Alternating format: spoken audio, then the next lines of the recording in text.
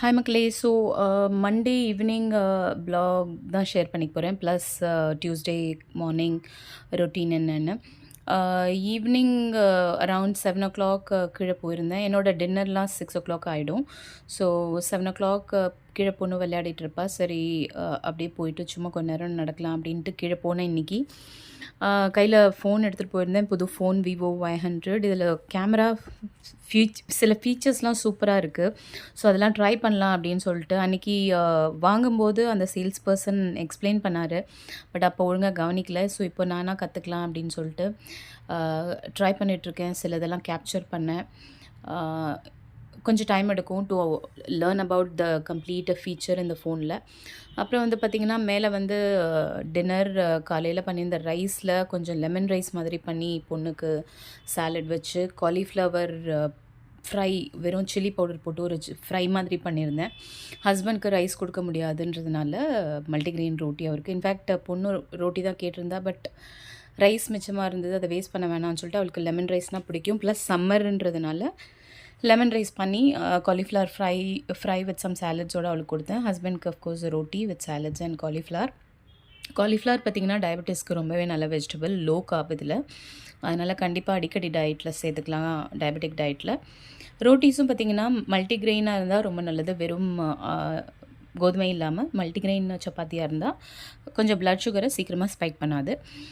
காலையில் இன்றைக்கி பிரேக்ஃபாஸ்ட் என்னென்னு பார்த்திங்கன்னா சாபுதானா கிச்சடி, அதுக்கு வேர்க்கடலை வறுத்து உப்மா பண்ணேன்.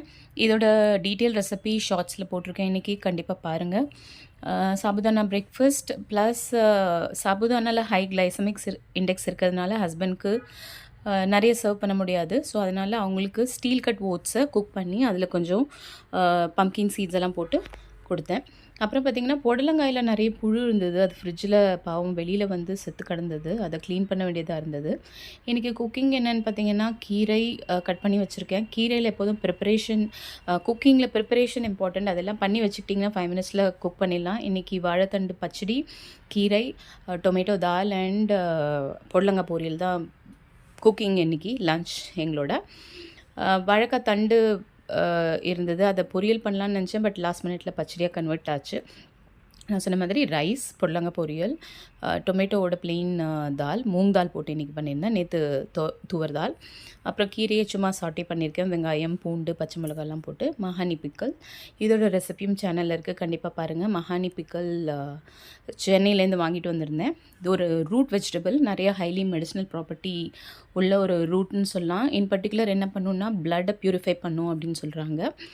So but beyond all that எங்களுக்கு அதோட டேஸ்ட் ரொம்ப பிடிக்கும். அதனால் அடிக்கடி நாங்கள் அதை பண்ணுவோம். அப்படி இல்லைன்னா வாங்கிப்போம், கடையில் விற்கும். மோஸ்ட்லி சவுத் இண்டியன் ஸ்டோர்ஸில் உங்களுக்கு கிடைக்கும். ஸோ இன்றைக்கி லன்ச் முடிஞ்சது.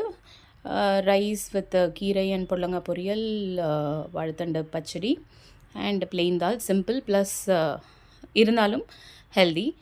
ப்ரோட்டீனுக்கு உங்களுக்கு தால்லேருந்து கிடைக்கும். ஃபைபருக்கு கீரை, அயன் எல்லாம் கீரையிலேருந்து வரும்.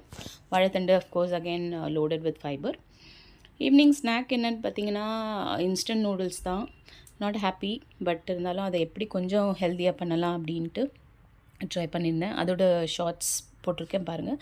ஸோ இந்த வீலாக் பிடிச்சிருந்தா கண்டிப்பாக லைக் பண்ணுங்கள், ஷேர் பண்ணுங்கள், மறக்காமல் சப்ஸ்கிரைப் பண்ணுங்கள். இன்னொரு வீடியோவில் திருப்பி பார்க்கலாம். பாய்.